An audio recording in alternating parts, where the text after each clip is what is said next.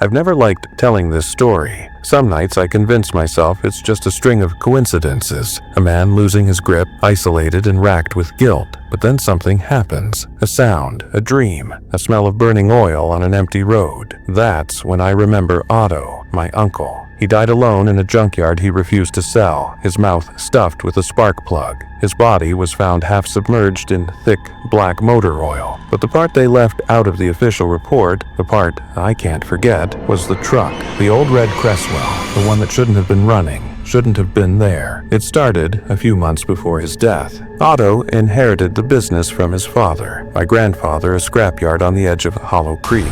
It was dying out, like everything else in that town. People called Otto bitter, secretive, said the place changed him. I was close to him once. He taught me how to take apart an engine when I was 12, but something shifted in him after the accident. His business partner, Mark Wilkes, was found crushed beneath a pile of scrap. Otto claimed he wasn't even on the property that night, but Mark's family swore otherwise. They never proved anything. I didn't visit Otto much after that, only got voicemails, mumbled, paranoid things like, "Something's in the yard again. The truck's not where I left it. It hums at night." Then one day, he stopped calling altogether. I drove out to check on him. The scrapyard was a graveyard of twisted metal, rows of cars stripped down to bone. The place reeked of rust and gasoline. I found him in the trailer office, gaunt, pale, eyes sunk into his skull like he hadn't slept in weeks. His first words? "Don't go near the red truck." He pointed through the window toward the far end of the lot. There it sat. Faded red paint, boxy frame, an old Cresswell hauler from the 70s. It looked like it hadn't moved in years, but the engine was warm.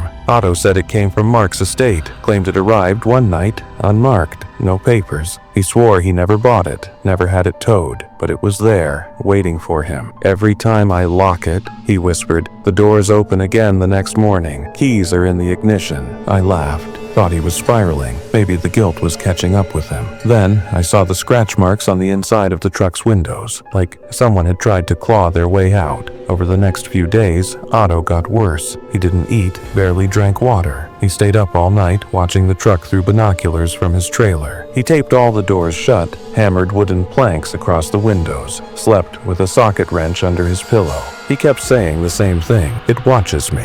It wants something." I stayed overnight once, just to humor him. I thought maybe he was having some kind of breakdown. That night, I woke up to a low, metallic hum. Not loud, just barely there, like a generator in the distance. I stepped outside. Fog had settled over the yard, thick, suffocating, the kind that eats sound. The red truck's headlights were on. No one was inside. Otto was standing 10 feet away, barefoot, muttering under his breath. When I called out, he turned slowly, his face white as paper. "It knows you now," he said. The next morning, I found him trying to pour gasoline into the truck's cab. He was shaking, laughing. "Won't burn," he whispered. "Tried. Won't even dent." I took the gas can from him, told him he needed help. Real help. He just stared past me, said, "Mark's still inside. I hear him choking at night." I asked him what happened the night Mark died. He looked at me with tears in his eyes and said, "I didn't mean to kill him, just wanted to scare him, but he slipped, fell behind the loader, and then the truck was there, waiting." That was the last real conversation we had. A week later, the police called. Otto was found dead in the lot.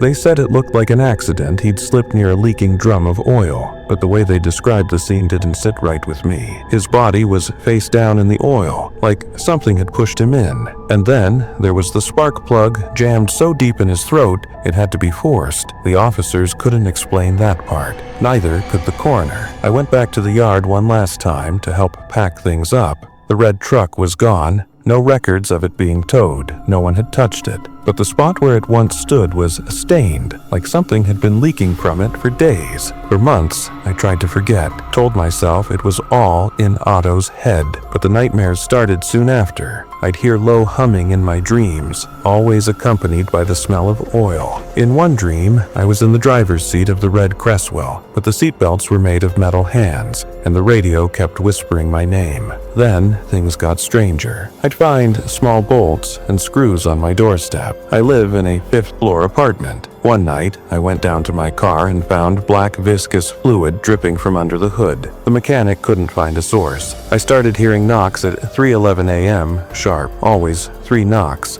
always followed by a silence so heavy it made the air feel solid. It happened last week. I was driving home late. Fog rolled in fast, just like at the yard. The road vanished into white, and my engine started to stutter. That's when I saw it in the rearview mirror. The red Cresswell, its headlights cutting through the mist like eyes. No driver, no license plate. I pulled over, but when I looked back, it was gone. Only the sound of that low hum remained, barely audible, but felt deep in my chest. Since then, it follows me. I see glimpses of red through alleyways, reflections in puddles, dreams that end with a stalling engine and silence. And sometimes, when I close my eyes, I hear the passenger door creak open. I tried tracking down Mark's family. Thought maybe they had some answers, but no one would speak to me. One old cousin finally told me the truth. The truck never belonged to Mark. It had been left at the scrapyard years earlier, after a driver died in it, locked inside, with all doors sealed from the outside. Cause of death? Suffocation from engine fumes inside the cab. That truck should have been destroyed, but somehow Otto ended up with it.